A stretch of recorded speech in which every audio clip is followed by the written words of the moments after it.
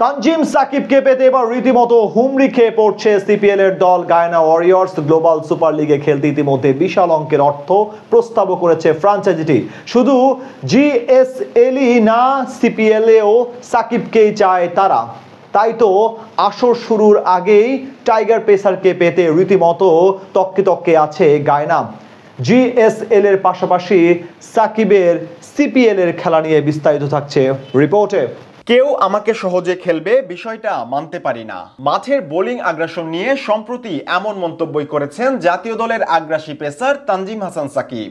দৃষ্টিনন্দন swing, bouncer কিংবা yorker সবকিছুর এক কম্বো প্যাকেজ বললেও ভুল হবে না যুব বিশ্বকাপ জয়ী তরুণ এই ক্রিকেটারকে। তাই তো তানজিম সাকিবকে দলে ভেড়াতে এবার উঠে পড়ে লেগেছে সিপিএল এর দল গায়ানা ওয়ারিয়র্স। গ্লোবাল সুপার লিগের আসর শুরু হতে এখনো বাকি প্রায় 4 মাস। এদিকে সুইং মাস্টারকে পেতে এখন থেকেই তককে তককে আছে দলটি। এমনকি টাইগার পেসারকে পেতে অফার করে আছে বিশাল অঙ্কের অর্থ। এর আগেও গ্লোবাল সুপার লিগে গায়ানার হয়ে খেলেছিলেন তানজিম হাসান সাকিব। সেবার জিএসএল এর আসর বাজিমাত করেছিল বাংলাদেশি দল রংপুর রাইডার্স। সোহান সম্মদের আগ্রাসনে রীতিমতো কাবু হয়েছিল বিশ্বের নামি দামি ফ্র্যাঞ্চাইজিগুলো। ফলশ্রুতিতে চ্যাম্পিয়নের তকমার সাথে সাথে বৈশ্বিক কোন লিগ থেকে প্রথম শিরোপা জিতে বাংলাদেশি ফ্র্যাঞ্চাইজিটি। গেলবারের সেই আসরে সাকিব যদিও রংপুরের সদস্য ছিলেন না, তারপরও পুরো আসরেই চোখ ধাঁধানো বোলিং আগ্রাসনে নজর কেড়েছেন গায়ানা ওয়ারিয়র্সের এই টাইগার পেসার। অবশ্য 2024 বিশ্বকাপের মতন বড় মঞ্চে দুর্দান্ত পেস অ্যাটাকিং দিয়েই ক্রিকেট বিশ্বের নজরে আসেন সাকিব। সাকিবের বোলিং আগ্রাসনে মাতোয়ারা হয় ক্যারিবীয় দ্বীপপুঞ্জের দল গায়ানা ওয়ারিয়র্স। সেই সুযোগেই প্রথমবারের মতন কোন বিদেশি লিগে খেলার সুযোগ হয় এই টাইগার পেসারের। আর সুযোগ পেয়ে নিজের সক্ষমতা 16 আনা প্রদর্শন করতে ভুলেননি লাল সবুজের এই তরুণ তুর্কি। আসরটিতে নিজের প্রথম ম্যাচেই শিকার করেন 2টি উইকেট। পরের 2 ম্যাচেও একটি করে উইকেট ঝুলিতে নিয়েছেন সাকিব। এছাড়াও রংপুর রাইডার্সের বিপক্ষে শেষ ম্যাচেও দেখিয়েছেন 2 উইকেট শিকারের কৃতিত্ব।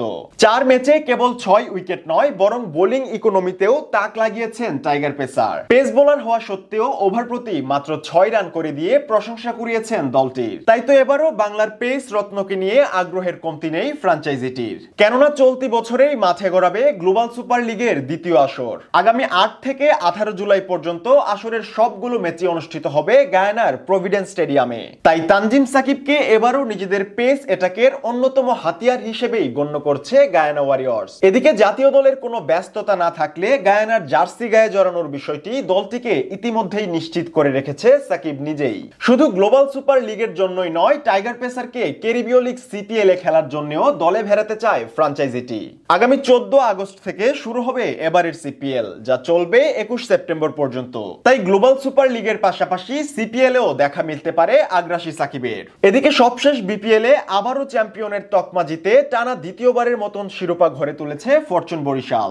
দলটির মালিক আগেই জানিয়েছেন এবার গ্লোবাল সুপার লিগে লাল সবুজের প্রতিনিধিত্ব করবেন তামিম ইকবালের দল। তাই বৈশ্বিক এই লিগের মাঠের লড়াইয়ে সাকিবের আগ্রাসী বোলিং কিংবা লোয়ার অর্ডারের কার্যকর ব্যাটিং এর পাশাপাশি টাইগার ভক্তদের আগ্রহের কেন্দ্রবিন্দুতে থাকবে তাওহিদ হৃদয় কিংবা রিশাদ হোসেনের মতন তরুণ ক্রিকেটাররাও।